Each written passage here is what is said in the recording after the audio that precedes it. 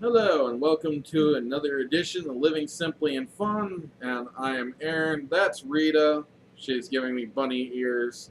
I rather moose antlers. You're a moose? Yes. That's cool. So, in today's video, I will be doing the CAO Maduro times 2 or the MX2. That's Maduro times 2 if you didn't know what the MX2 stood for.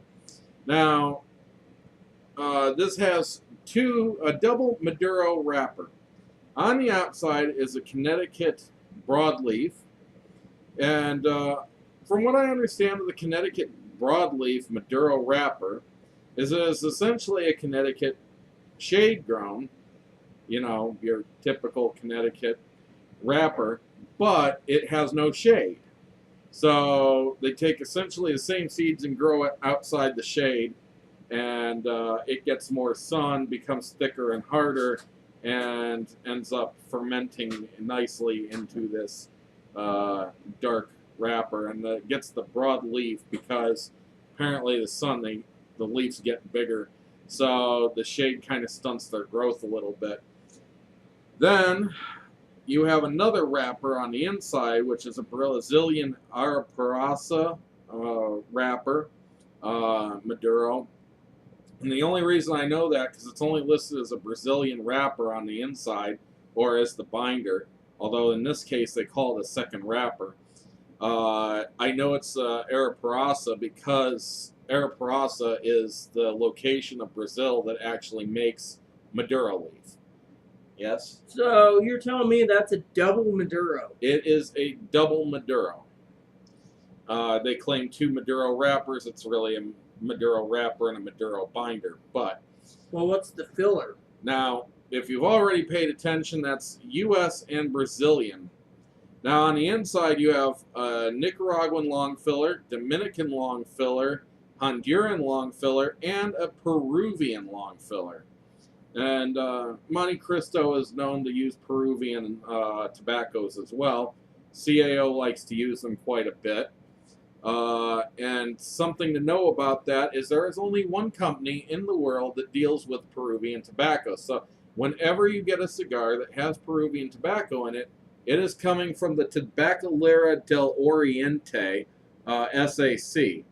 And they have 4 cigars that they make. I've heard that there's a place to at least get the cigar in America called the San Martin. I'm not positive you still can, but it is a 100% Peruvian cigar. I do got a question for you, for the audience and the lessons here, and I'm getting a lesson out of this cigar. So you're saying that the Peruvian tobacco company that makes it is one company. Yep. However, General Cigar owns both Monte Cristo and C.A.O. Which means that they buy their tobacco from Tabacalera del Oriente. There you go. I was going to say, did C.A.O. or did General Cigars own the Tabacalera? No, they do not. Otherwise, their cigars would be over in America and much easier to find. They're 4 blends. Now, one other thing I want to say about the C.A.O. Mx2. Almost everywhere you look calls this a limited edition, limited run cigar. When it's gone, it's gone. It came out in 2003. It's 13 years on the market. It has not run out yet. They're very popular. They're sold widely. This is not a limited edition. When they're gone run. I haven't seen anything that's a limited edition by C.A.O. But now, and also, I didn't finish up my one train of thought, but if you paid attention, the filler is 4 different countries with 2 different countries for the binder. This is a 6 country cigar. So, tobaccos came from 6 different countries to put this together. One final thing about this, too, is this is notoriously known as being a sprayed cigar for the coloration. That the real Maduro color is not that dark. In fact, this looks lighter, and I tried the test, and I know it used to work with them before, but if you notice, you can sort of draw with them, but it doesn't leave much. Most cigars won't leave a mark on paper. This does. But it's not like it used to be. I think they've changed it a bit. I don't remember what it is, but does that mean the Partagas is also sprayed? I can't answer on that one. I don't know. This one is notorious for it. Well, we've never tried the Cohiba Black yet, so that's why I asked. The smell on this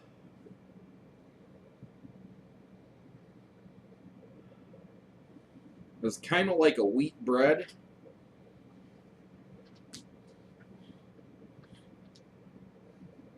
The only thing I'm picking up is like wheat flour or wheat bread. What do you think, since you've been smelling these? I'm picking up a dark chocolate, sweet chocolate, and dark earth. I mean, this is a real earthy cigar, in my opinion. But then again, And that's what do I know? You know, there's and a lot of that people shows saying. totally different things, because I'm picking up a very light, somewhat warm, doughy, yeasty smell with wheat flour. That's about all I'm getting. So totally different scents for both of us. Well, just remember, each senses is a little different, so you can't judge. But you know, I'm a cook. I like to make bread. I've had my nose over a hot bowl of water and flour and yeast, waiting for the yeast to start to bubble, and it's got a very similar smell to that. So it really makes me think of my yeast beginning. So I'm going to go ahead and light this up.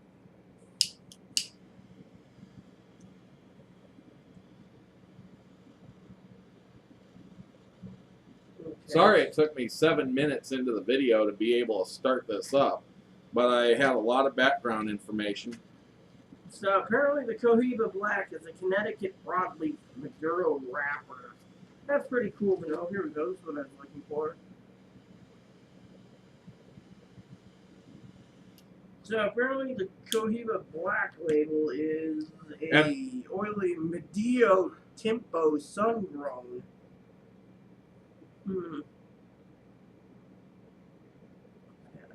Oh well. I'm not going to look around. I better go do my errand before it gets too late. And not him. I'm talking about a bath. Enjoy. I will. Of course you will. First taste is very cardboardish. And slightly peppery.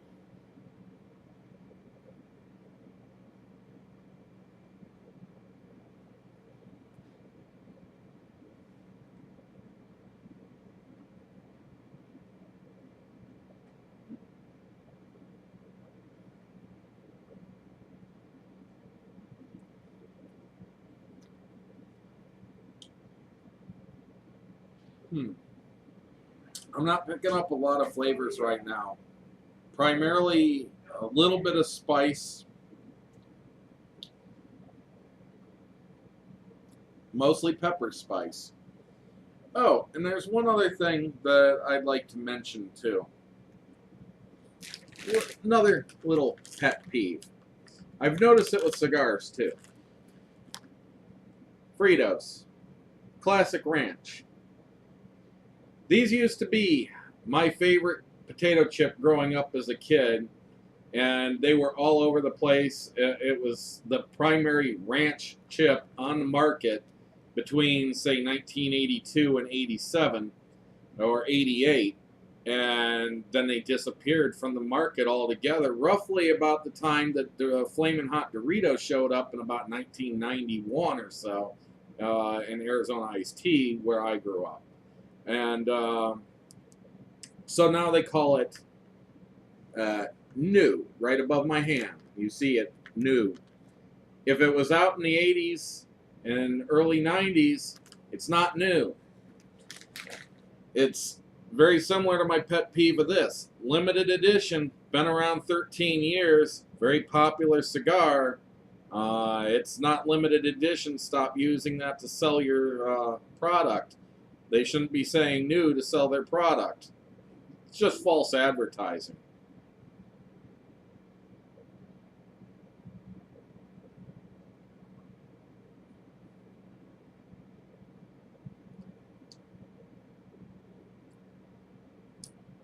Very mild flavors. It's almost nothing except for in the finish it becomes peppery. And the smoke itself is not peppery. It's the finish that is peppery. The smoke itself seems to have almost no flavor. It almost feels like I'm not smoking a cigar, but then I got the finish of a cigar, so I'm sitting there like, oh, that's weird. So, anyways, I'll get to the halfway point, and I will let you know how this progresses. I don't want to make this video too long, but I'm also trying to be informative. So, see you shortly. Well, welcome back to the midway point with the CAO Mx2. It's got a pretty decent firm ash on it. I rarely talk about ash, but I've noticed on this one it's a fairly firm ash that wants to hold pretty well. I haven't noticed much slippage on it. There is a little bit going on right here, right now, where it's kind of cracked halfway, so we'll probably have to ash it again soon, but I've only ashed it twice now, so make that 3 times. I just don't want that falling off. So, and as you notice, it's an even burn, no cone on it. That's usually the way I like to see it burn. It's not indented. Whether it's coning concave or convex, either way I don't like. I like when it stays nice and flat.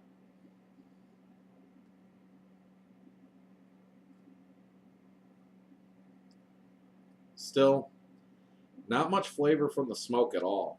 Maybe a little sweetness, but it's almost like water, you know, not much flavor. But then there's a nice spice that hits in a finish, so it's got some interesting characteristics to it. I'm going to go ahead and remove this band. It is one thing I like about the CAO band is if you're into or have ever been into sports cards, it's essentially what's called die cut. It's basically 2 parts, special cut to it, you see. And that's kind of nice sometimes on cigars. Instead of having 2 separate bands, it's 1 band held together with a small piece. But so far, this cigar is just nothing to write home about. Double Maduro, I'd expect slightly more sweetness from it. It's semi-creamy in the lack of flavor. It can be creamy and still not hold much flavor. The flavors that come off this are really in the finish. You blow everything out, no flavor. Second or 2 later, all of a sudden you get this little pepper taste. And it's a good long finish too. It's kind of drying, makes me think that there's something like Olor in here. But that's not listed as being one of the tobaccos. But again, this follows, as in almost every cigar, a pet peeve of mine.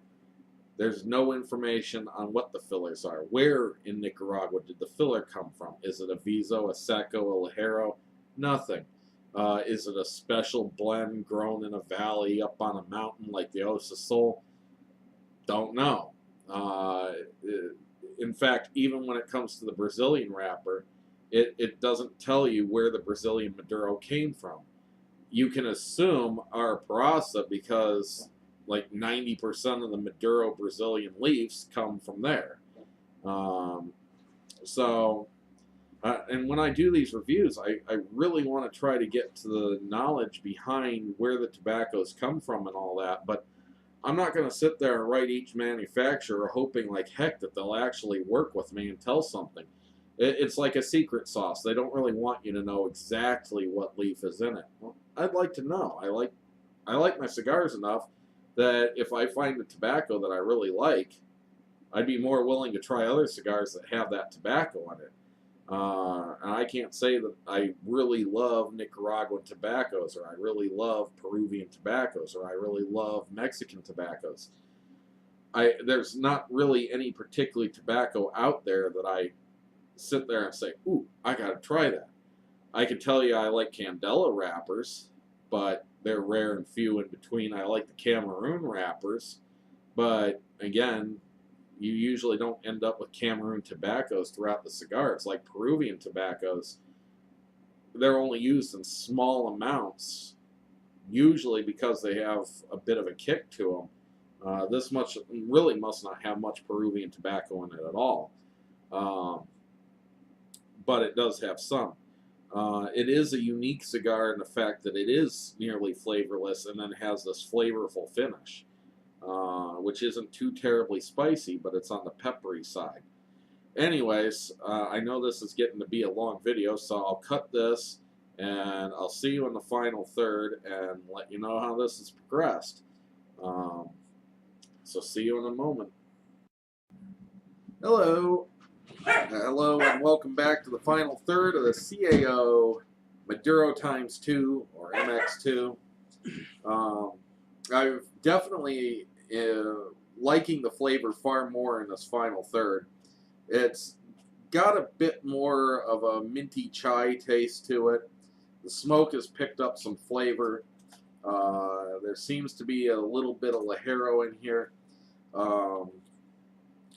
Still kind of peppery in the finish and tangy. And there's maybe some cinnamon, minty, grass flavors. It's gotten to be pretty decent, but is this a cigar I would buy again? No. Is it a decent cigar from C.A.O? There's far better C.A.O cigars out there. I will say though that this is not my first time with this MX2. I've also had a Torpedo, which I would highly not recommend, as it was one of the wonkiest cigars I've ever smoked.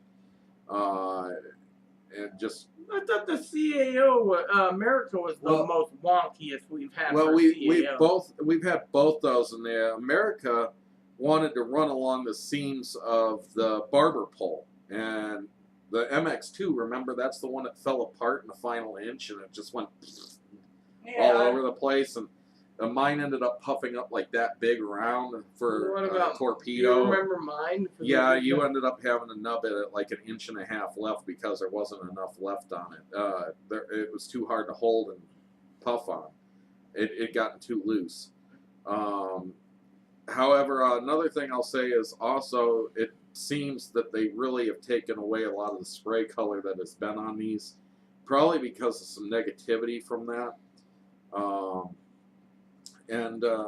I mean, you're not getting an idea of the natural colors of the cigar when they paint it, basically. It's been a decent cigar. I can't complain about it. If I was to get another one of these Robustos in a sampler, I'd be happy about it. If I got a Torpedo, yeah, like they have in the Champions 2 sampler, I'd probably be like, I could give this one away, but I wouldn't even want to give it away because of how bad that I was. would review it, even if it's a Toro and another Vitola, I would review. So, but that's just me, you know. But overall, this has been a fairly uneventful cigar. It's not one that stands out. It's one that I could care less about. It's not worth the money. I think they run $6 to $7 a stick. That's a pretty hefty price for a cigar that just doesn't, you know, it doesn't gel. It never really feels like you're smoking a cigar. I guess if you really like mild cigars, and they call this a medium bodied, and it's mild to me. So that's all I gotta say. So it's my phone. Anyways, please add, subscribe, leave questions, comments, concerns, feedback, suggestions, and if you've had this cigar and you disagree with my review, or you like the review, or agree with it, please leave your ideas on that. Just be nice, that's all we ask, and enjoy every puff.